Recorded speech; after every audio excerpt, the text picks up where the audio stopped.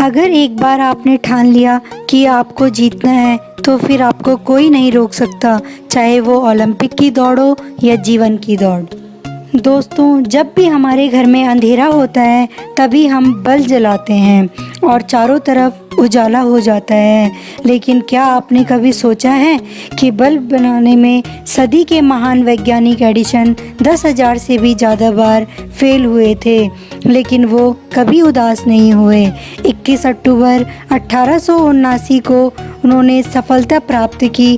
दोस्तों, हम आज जानेंगे सदी के महान वैज्ञानिक थॉमस एल्वा एडिसन के बारे में कुछ ऐसे ही रोचक तथ्य। अगर आपने अभी तक हमारे चैनल को लाइक और सब्सक्राइब नहीं किया है तो प्लीज़ लाइक और सब्सक्राइब कर दीजिए, साथ ही बेल आइकन को दबा दीजिए। हम ऐसे ही इंफॉर्मेटिव वीडियोस रेगुलरली लाते रहते हैं।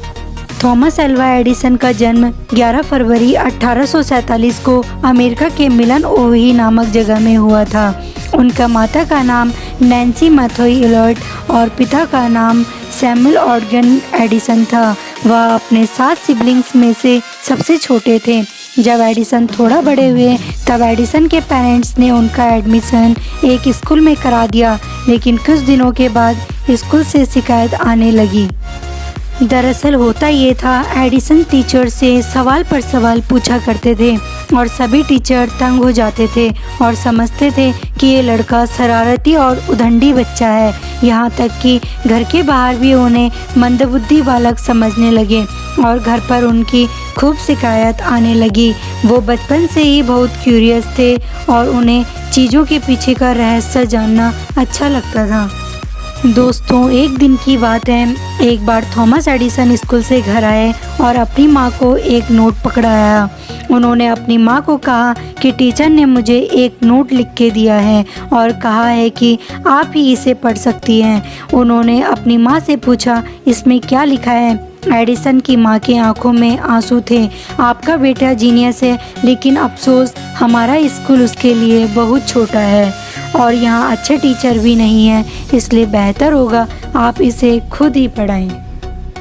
दोस्तों, उस समय एडिसन की आयु सिर्फ 9 वर्ष की ही थी। तब उनकी माँ ने उन्हें केमिस्ट्री की एक बुक दी थी जिसमें बताया गया था कि केमिस्ट्री के कुछ एक्सपेरिमेंट को घर पर कैसे करें।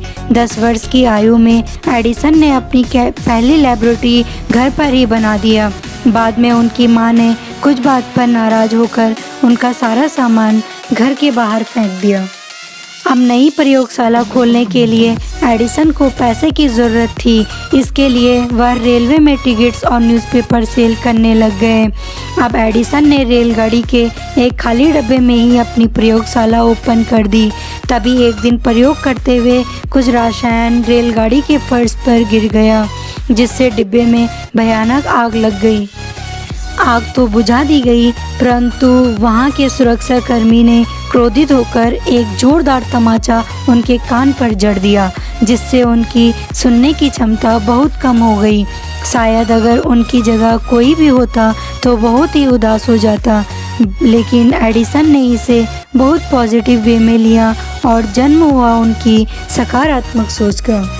क्योंकि एडिसन को अब लगने लग गया अब उनको बेकार की बातें नहीं सुनाई देगी और वह अपने प्रयोगों को ज़्यादा ध्यान लगाकर कर पाएंगे।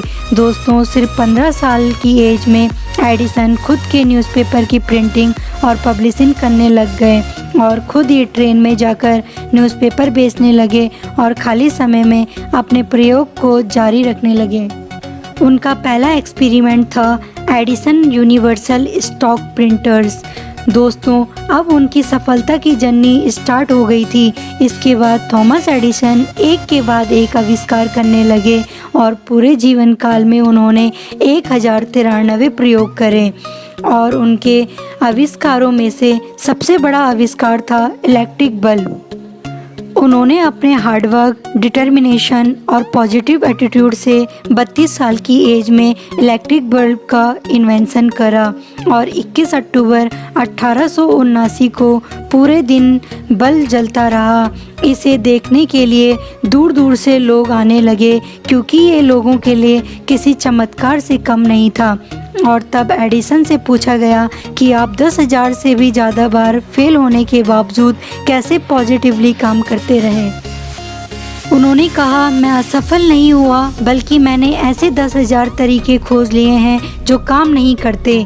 उनके द्वारा सकारात्मक विचार ने मानव जाति पर मिसाल पेश कर दी कि तब तक मत रुको जब तक आपको सफलता न मिले। दोस्तों, एक दिन एडिसन अपनी पुरानी चीज़ों को देख रहे थे, तभी उनको एक लेटर मिला जो उन्हें स्कूल से दिया गया था और उनकी माँ ने पढ़कर एडिसन को बताया था कि टीचर ने लिखा है कि वह बहुत होशियार और जीनियस बच्चा है।